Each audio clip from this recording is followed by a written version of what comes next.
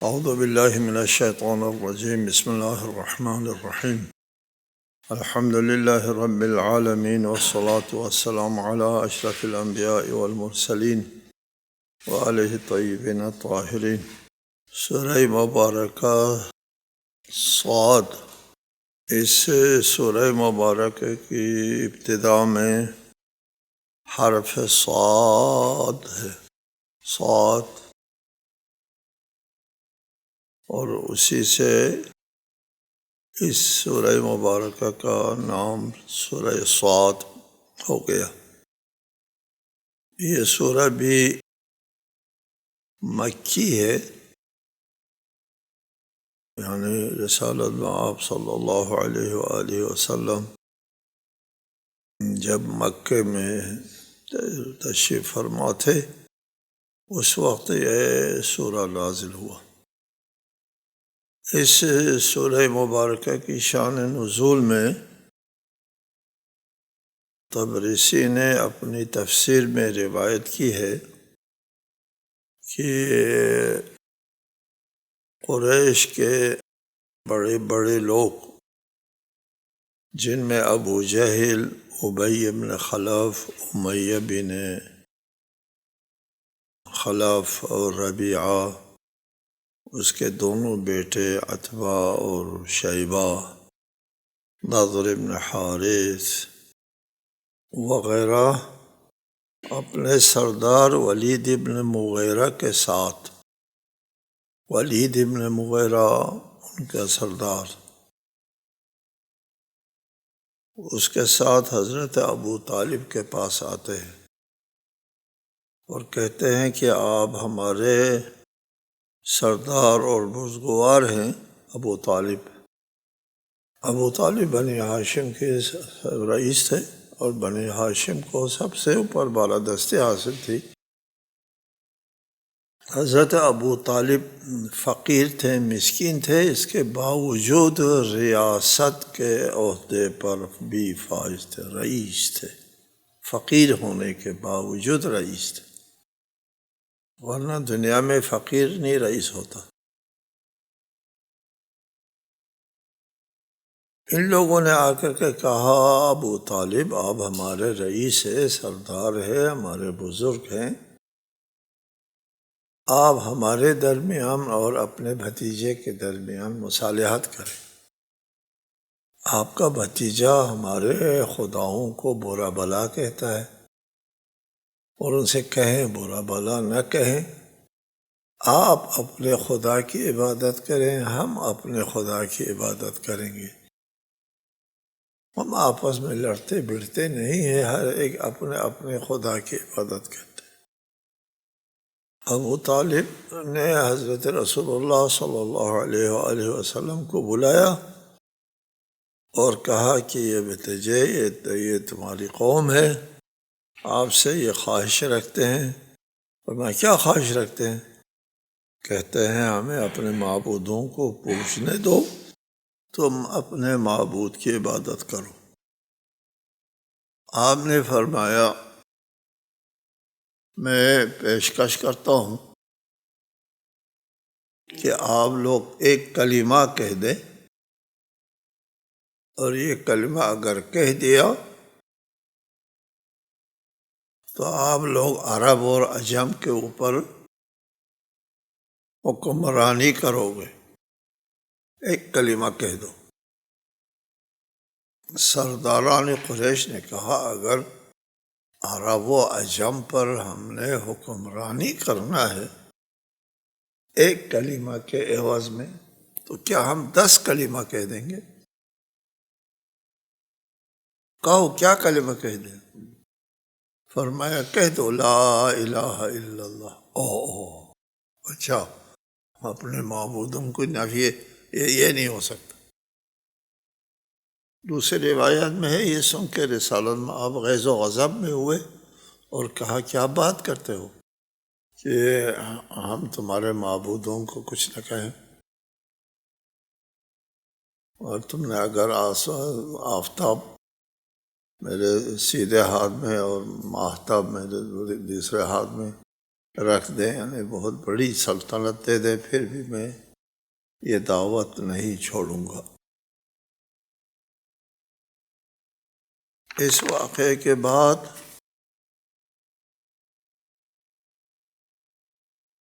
حضرت ابو طالب نے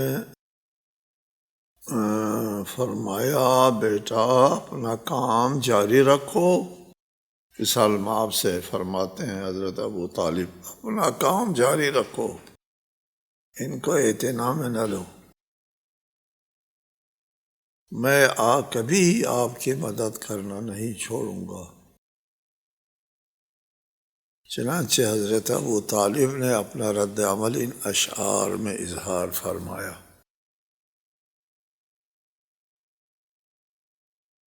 واللہ لن يصلوا إليك بجمعهم حتى أوسد في التراب دفينا۔ قسم بخدا یہ اپنی جماعت کے ساتھ بھی آپ تک جو ہے یہ ان کا ہاتھ نہیں پہنچے گا جب تک میں مٹی کے نیچے دبا دیا نہ جاؤں، یعنی جب تک میں یہاں سے دنیا سے چلا نہ جاؤں آپ کو کوئی ہاتھ نہیں پہنچا سکتا۔ فاصدع بأمرك ما عليك غضاضة وابشر بذلك وقر منك عيون۔ دیکھو ابو طالب کتنا مومن ہے۔ فاصدع بأمرك، آپ اپنے دعوت کو جاری رکھے۔ ما علیک غضاضۃ، آپ کے اوپر کوئی آنچ نہیں آئی۔ وابشر بذالک، آپ کو بشارت ہو کہ آپ مطمئن ہو، آپ کی آنکھوں میں ٹھنڈک رہے۔ آنکھوں میں ٹھنڈک رہنا اطمینان اور خوشی کی علامت ہوتی۔ وَلَقَدْ عَلِمْتُ أَنَّ دِينَ مُحَمَّدٍ من خیر ادیان البریت دینا، میں جان گیا ہوں، علمت، میں جان گیا ہوں، مجھے علم ہو گیا ہے کہ محمد کا دین تمام ادیان میں بہترین دین ہے۔ کہتے ابو طالب جو ہے مومن نہیں تھے، یہ ابو طالب کا ایمان ہے۔ ابو طالب کے اشعار پر مشتمل ایک دیوان ہے، اور اس میں یہ صلی اللہ علیہ وسلم کے بارے میں ایسے اشعار ہے، اس میں کسی پہلو کو حضرت ابو طالب نے نہیں چھوڑا۔ ایک شعر میں کہتے ہیں نبی کموسیٰ خط فی اول الکتب، آپ موسیٰ کی طرح پیغمبر ہے، گزشتہ کتابوں میں بھی لکھا ہوا ہے، یہاں تک کہتے ہیں حضرت ابو طالب۔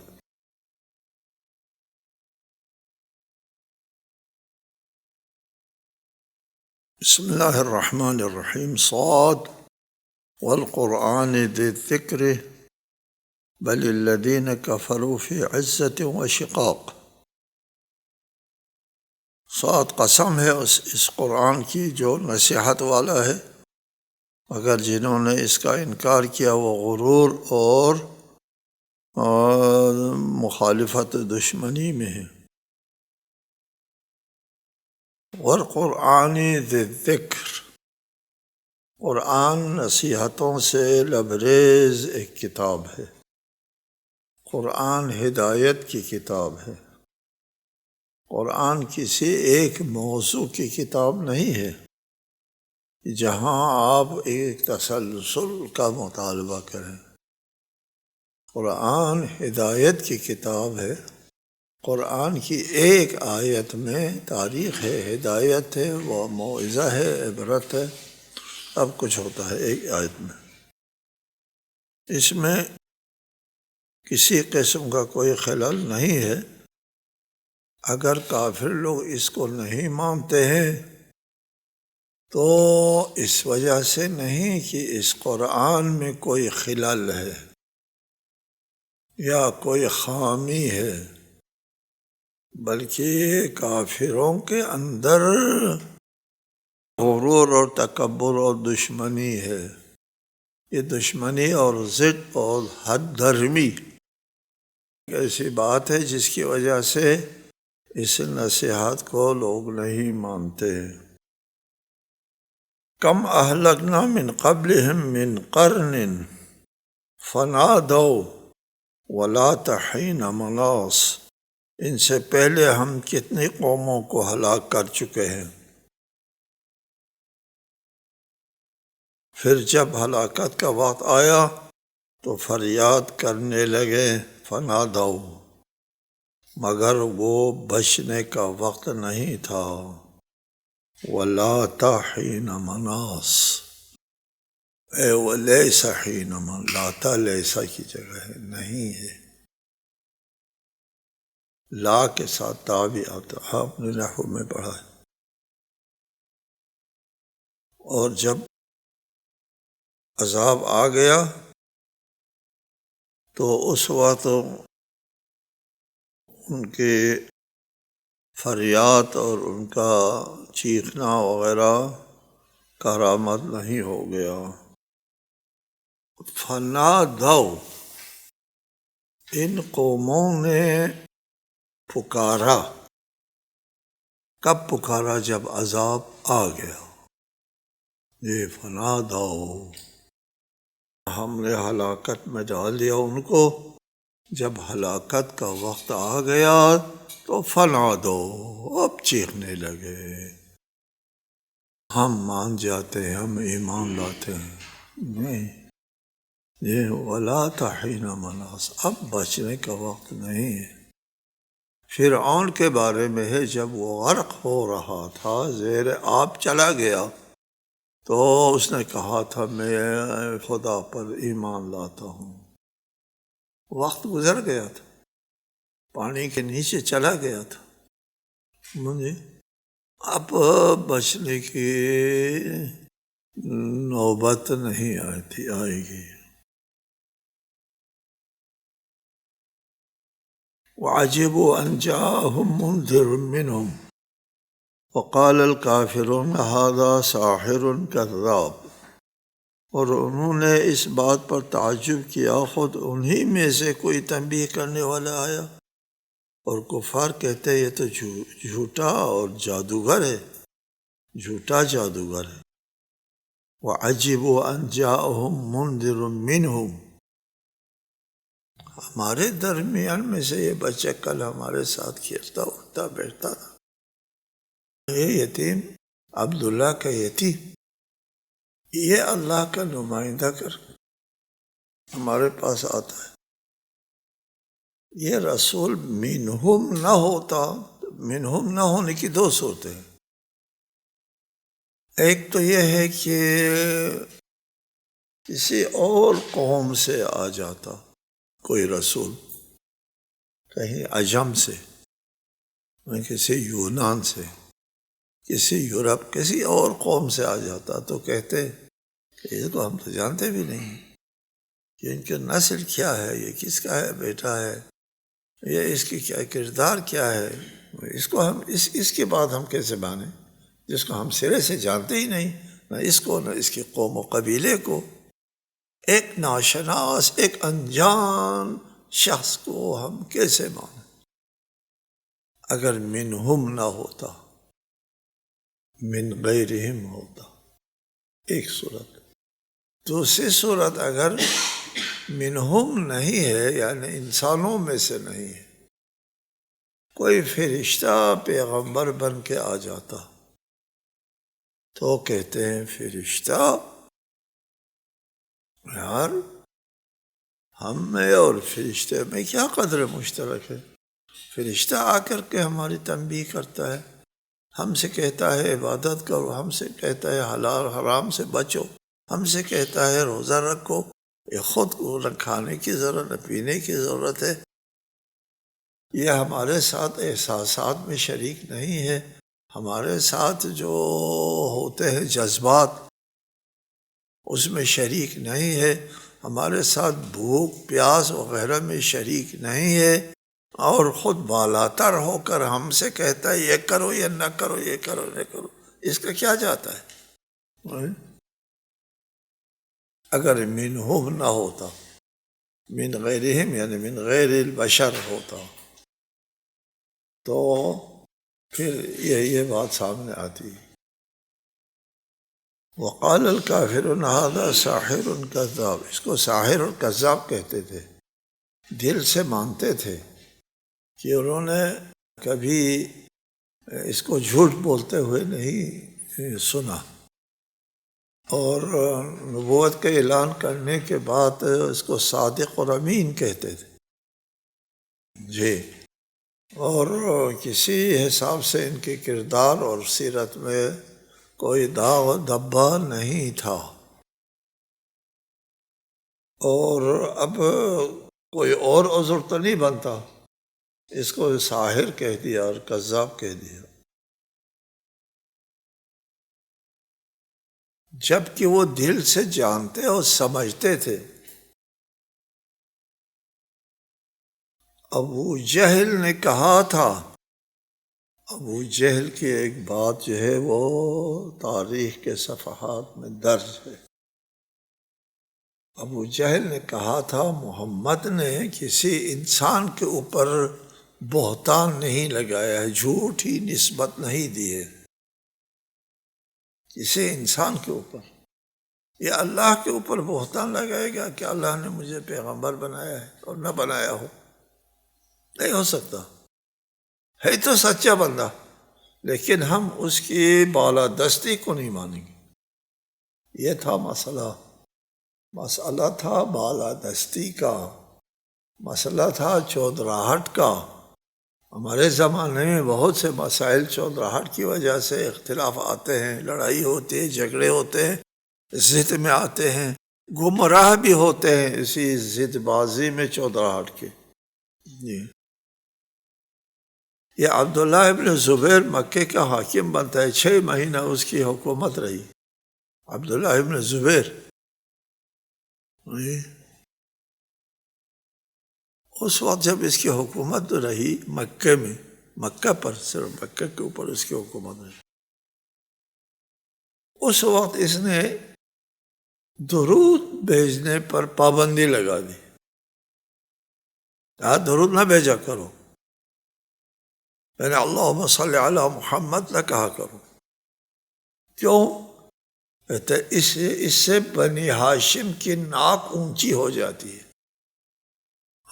دیکھو ابھی اسلام لے آیا ہے، مسلمان ہو گیا ہے، اس کو وہاں کی مکے کی حکومت بھی ملی ہے، اس کے باوجود بنی ہاشم کی بالادستی کو تحمل نہیں کرتا. اللہم صلی علی محمد نہ کہو، اس سے بنی ہاشم کی ناک اونچی ہو جاتی. سارا مسئلہ یہ تھا.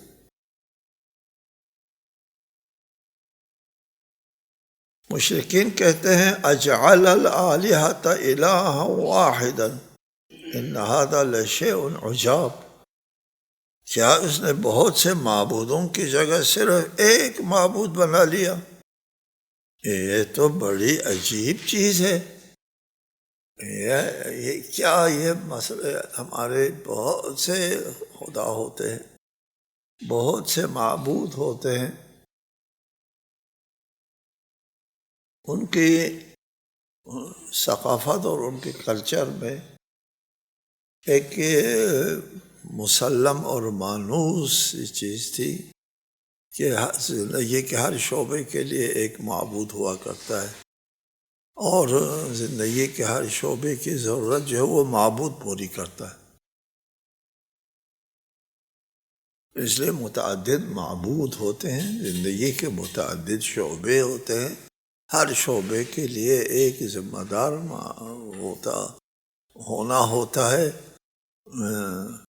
زندگی کا کوئی ایک شعبہ تو نہیں کہ ہم ایک معبود کو مانیں. یہ کیا بات ہو گئی؟ یہ ان کے ثقافت، ان کے کلچر میں ایک عجیب غریب سی بات تھی. اجعل الآلہۃ الہا واحدا، ایک، صرف ایک. ان ھذا لشیء عجاب، یہ تو عجیب سی بات ہے، بہت سے خداؤں کی جگہ صرف ایک خدا، ان کو ان کی ثقافت اور ان کی تہذیب میں جن باتوں کے وہ مانوس ہوتے ہیں اس کے خلاف بات عجیب لگتی ہے۔ فرعون نے بھی کہا تھا وما رب العالمین، حضرت موسیٰ نے کہا میں رسول رب العالمین کی طرف سے رسول ہوں، تو فرعون نے کہا وما رب العالمین، رب العالمین کیا ہوتا ہے؟ یہ ان کی ثقافت، ان کی تہذیب میں ایک غیر مانوس تعبیر عبارت تھی۔ وانطلق الملأ منهم ان امشوا واصبروا على آلهتكم ان هذا لشيء يراد۔ اور ان میں سے قوم کے سرکردہ لوگ، یہ سربراہان جو آئے تھے نا، یہ کہتے ہوئے چل پڑے چلتے رہو اور اپنے معبودوں پر قائم رہو، اس چیز میں یقیناً کوئی غرض ہے۔ ان ھذا لشیء یراد، کوئی مفاد ہے، کوئی سازش ہے، چودراہٹ چاہتا ہے، بالادستی چاہتا ہے۔ کہا نمشو، چلو اٹھ کے چلتے۔ وہاں ابو طالب کے پاس سے اٹھ کے وہ چلے گئے، کہا نمشو، چلو واصبروا علی آلہتکم، اپنے خداؤں کے اوپر ثابت قدم رہو، صبر کرو۔ اس سے وصبروا سے پتہ چلتا ہے کہ رسالت مآب کی دعوت میں وزن تھا، وہ دباؤ میں آئے تھے، بڑے دباؤ میں تھے، اس لیے وصبروا کہا۔ صبر ایک مشکل کے مقابلے میں صبر ہوتا ہے، مشکل نہ ہو تو صبر کا معنی نہیں۔ وصبروا علی آلہتکم، جی، اپنے خداؤں کے اوپر استقامت دکھاؤ، استقامت دکھاؤ، یعنی بہت بڑا وزن ہے اس کی دعوت میں۔ اسی سے وصبروا سے پتہ چلتا ہے کہ اندر سے وہ لوگ جو ہے وہ ہلے ہوئے تھے، اس دعوت سے وہ ہل گئے تھے۔ سب لوگوں کو پتہ تو چل رہا تھا کہ یہ دعوت مبنی بر حق ہے، بات وہی چودراہٹ کی تھی کہ بنی ہاشم کی بالادستی کو ہم نہیں مانیں گے۔ ان ھذا لشیء یراد، یہ دیکھو یہ تو عزائم رکھتے ہیں، یہ تو چودراہٹ چاہتا ہے، یہ عبداللہ کے یتیم اپنا چودراہٹ چاہتا ہے، لشیء یراد، کوئی عزائم ہے، اس کو ہم نہیں مانتے۔ ما سمعنا بهذا فی الملۃ الآخرہ ان ھذا الا اختلاق، ہم نے کبھی یہ بات کسی پچھلے مذہب سے بھی نہیں سنی، یہ تو صرف ایک من گڑت بات ہے۔ اختلاق من گڑت خود ساختہ کو کہتے ہیں، مختلق خود ساختہ، یہ خود ساختہ ہے، ہم نے یہ بات کبھی کسی سے نہیں سنی، کسی مذاہب سے بھی، پچھلے مذہب سے بھی یہ بات نہیں سنی کہ ایک معبود پر انحصار کرو، یہ ہم نے کسی سے نہیں سنی۔ معبود ایک، کیا مطلب ایک معبود؟ پشت در پشت ہم یہی سنتے چلے آ رہے ہیں، یہ زندگی کے ہر شعبے کے لیے ایک معبود ہوا کرتا ہے، اور انسان کو بہت سے معبودوں کی ضرورت ہوتی ہے، اور یہ کہتا ہے صرف ایک معبود۔ ان ھذا الا اختلاق، یہ تو من گھڑت باتیں ہیں، خود ساختہ ہے، محمد نے اپنی طرف سے یہ چیز بنائی ہے، اس کو کوئی حقیقت نہیں ہے۔ اَأُنزِلَ عَلَيْهِ الذِّكْرُ مِن بَيْنِنَا بَلْ هُمْ فِي شَكٍّ مِّن ذِكْرِي بَل لَّمَّا يَذُوقُوا عَذَابِ اَأُنزِلَ عَلَيْهِ الذِّكْرُ مِن بَيْنِنَا، کیا ہمارے درمیان اسی پر ذکر نازل کیا گیا؟ من بیننا، در حقیقت یہ لوگ میرے ذکر پر شک کر رہے ہیں، بلکہ ابھی تو انہوں نے عذاب چکھا ہی نہیں۔ بل ہم فی شک من ذکری انزل علیہ الذکر من بیننا۔ یہ قریش، قبیلہ قریش جو ہے وہ بڑے ایک رعب و دبدبہ رکھتے تھے کہ ہمارے درمیان میں سے عبداللہ کا یتیم جو ہے اس کو اللہ نے منتخب کیا۔ ہاں، ہمارے جدھر بڑے بڑے لوگ ہیں بیٹھے ہیں، ان میں سے اس کو چنا ہے۔ قریش کے بڑے بڑے طاغوتوں کی موجودگی میں عبداللہ کے یتیم کو چنا اللہ نے۔ یہ کیسے ہو سکتا ہے؟ ان لوگوں نے کہا تھا وقالوا لولا نزل هذا القرآن على رجل من القريتين عظيم، سورہ زخرف میں کہ یہ قرآن جو ہے دو قریہ میں سے کسی بڑے آدمی کے اوپر، مکہ اور طائف کے بڑے بڑے آدمیوں میں سے، لولا نزل هذا القرآن على رجل من القريتين عظيم، على رجل عظيم من القريتين، مکہ اور طائف کے میں سے اسی بڑے آدمی کو، کسی بڑے آدمی کے اوپر یہ قرآن نازل ہونا چاہیے تھا، ایسے عبداللہ کے یتیم کے اوپر نازل ہوا ہے۔ اس بل ہم فی شک من ذکر، یہ لوگ شک میں ہیں، وہ کہتے ہیں ہم اس بات کو نہیں مانتے، ہم بنی ہاشم کی بالادستی کو اور وہ بھی عبداللہ کے یتیم کی بالادستی کو ہم نہیں مانتے۔ یہ ساری بات تھی چودراہٹ کی، ساری بات تھی ریاست دنیا پرستی کی، ساری بات جو ہے وہ منصب پرستی تھی، اس کا تسلیم کرنا مشکل ہوتا تھا، ورنہ وہ دعوت کے حقانیت کو سمجھ چکے تھے اور اس کی سچائی کی وجہ سے وہ بہت ہی دباؤ میں تھے، بڑے دباؤ سچ کا تو ہوتا ہے، بڑے دباؤ میں تھے، اس لیے کہتے تھے وَاصْبِرُوا عَلَىٰ آلِهَتِكُمْ، استقامت دکھاؤ۔ ان کو اس دعوت کی سچائی میں کوئی شک نہیں تھا، صرف یہ کہتے تھے کہ عبداللہ کے یتیم کو اللہ نے کیسے منتخب کیا، ہم اس کی بالادستی کو کیسے مانیں گے۔ السلام علیکم ورحمۃ اللہ وبرکاتہ۔